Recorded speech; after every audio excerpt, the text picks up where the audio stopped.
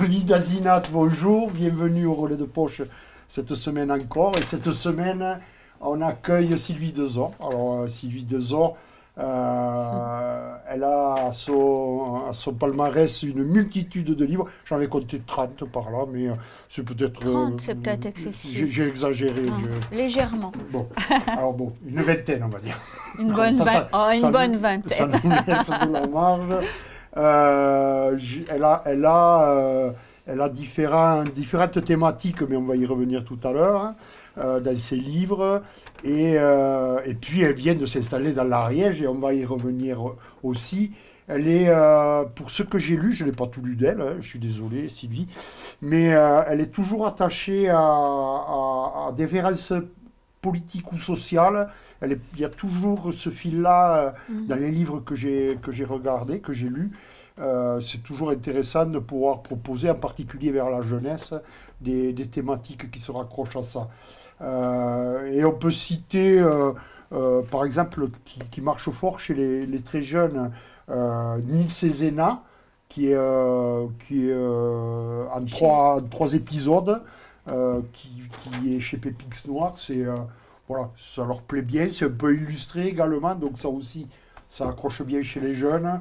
Et puis son premier, c'était Agnès, que je n'ai pas, je crois, Agnès de Berlin. Ah si, je l'ai. Si, Ange de Berlin. Agnès, Ange de Berlin, qui est son tout premier roman, et qu'il a lancé, mais on va voir pourquoi. D'accord. Tout ça. Voilà, elle est arrivée donc, dans l'Ariège dernièrement. Mais pour arriver dans l'Ariège, avant, il y avait tout un parcours de femmes, d'écrivains, et on aimerait savoir comment vous êtes rentré en écriture pour arriver à toute cette œuvre aujourd'hui. Qu'est-ce qui vous a amené à écrire et à poursuivre à écrire? La lecture, c'est sûr que c'est la lecture. Pour moi, j'ai lu très jeune, beaucoup, et j'ai toujours lu, et je pense que c'est la chose que j'ai fait le plus dans ma vie, à part dormir, c'est lire. Et sinon, je suis rentrée tard en écriture. Je ne sais pas si vous avez vu, moi j'ai fait plein d'autres métiers dans ma vie. Et j'ai dû commencer à écrire. Mon premier livre est paru en 2002. Donc j'ai commencé à écrire en 2000. Voilà. On m'avait promis de grands changements. J'aurais plus de ménage à faire, des robots, des tas de trucs qui me faciliteraient la vie. Il n'y avait rien de tout ça en l'an 2000. Moi, je suis d'une génération où on disait oh, mais l'an 2000, tout sera différent. Il n'y a rien eu de différent, donc je me suis mise à écrire. D'accord, c'était votre bug de l'an 2000. Voilà, c'est mon bug de l'an 2000. Et j'ai eu de la chance, j'ai envoyé un premier manuscrit par la poste et il a été publié. Chez qui? Alors, le tout premier, c'est chez Thierry Magnier, un roman ado qui s'appelle Le Transfo. Ah, c'était pas... Non, c'est le second, celui-ci. Voilà. Je l'ai raté, le premier. Ouais. Et le premier, déjà, il parle de thématiques sociales. Et on est déjà... Et dans le déplacement aussi. Voilà, donc ça fait la transition avec la deuxième question. Quels sont vos domaines de prédilection dans votre écriture? Enfin, j'avais donné un petit aperçu, mais vous pouvez peut-être aller un peu plus loin de ce qu'il y a dans votre tête.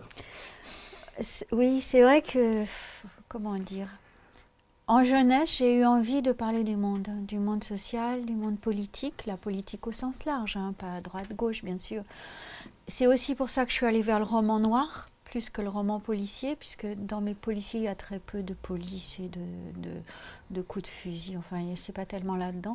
Mais par contre, ça me permettait de parler de la société encore plus en profondeur que dans le roman classique en jeunesse, et en même temps je le fais de toute façon, je crois, quelle que soit la forme du roman, qu'il soit noir ou pas.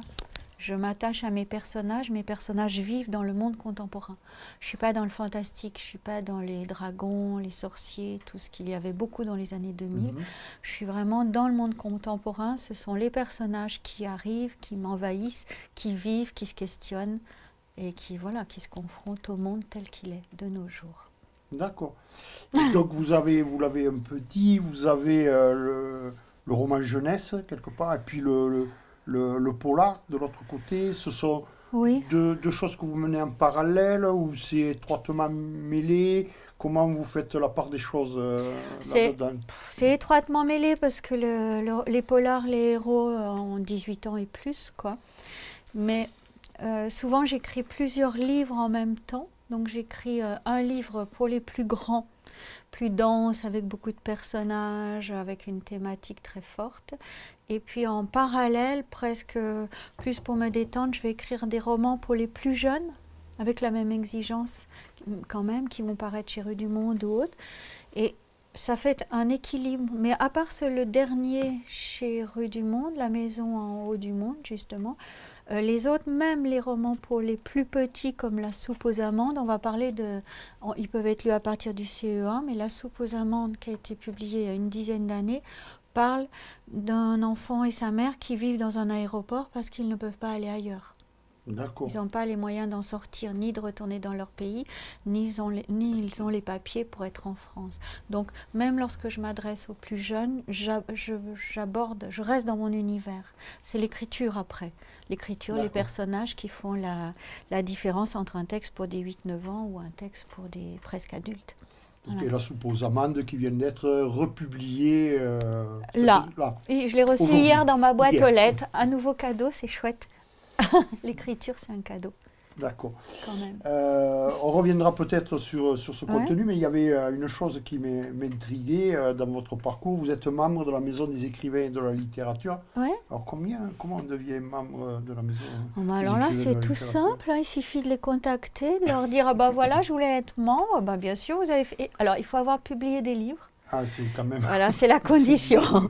Si on a publié des livres chez des éditeurs et non pas à Côte d'auteur, on peut être membre de la Maison des écrivains qui sont à Paris, mais qui sont très efficaces et qui m'ont souvent relayé dans des animations dans toute la France. Parce que, voilà, ils font un vrai travail de profondeur auprès des collèges, des lycées, des écrivains. D'accord. Voilà. Et maintenant, bon, ce sera ma dernière question. Je suis aussi membre de la Charte des auteurs et illustrateurs jeunesse, quand même. C'est autre chose aussi. Oui, c'est autre chose aussi. Il y a les deux. Ah, ça, je n'avais pas vu. Et ma première résidence, comme quoi la littérature jeunesse est vraiment reconnue en France, ma première résidence d'écrivain, c'était à la Villa Yourcenar. Ah oui, quand même. Après Ange de Berlin, ouais. Ah oui, c'est une jolie résidence. Voilà, jolie résidence. Ça a duré combien, un mois? Un mois, oui, un mois.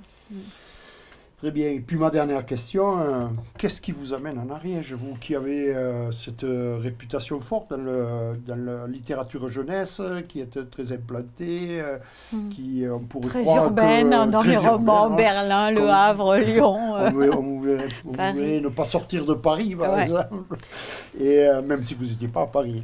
Non. Et qu'est-ce qui vous amène à venir dans ce beau département? Déjà, dans mon écriture, il y a les deux. Hein. Le lieu a beaucoup d'importance et je suis à la fois urbaine et sauvage.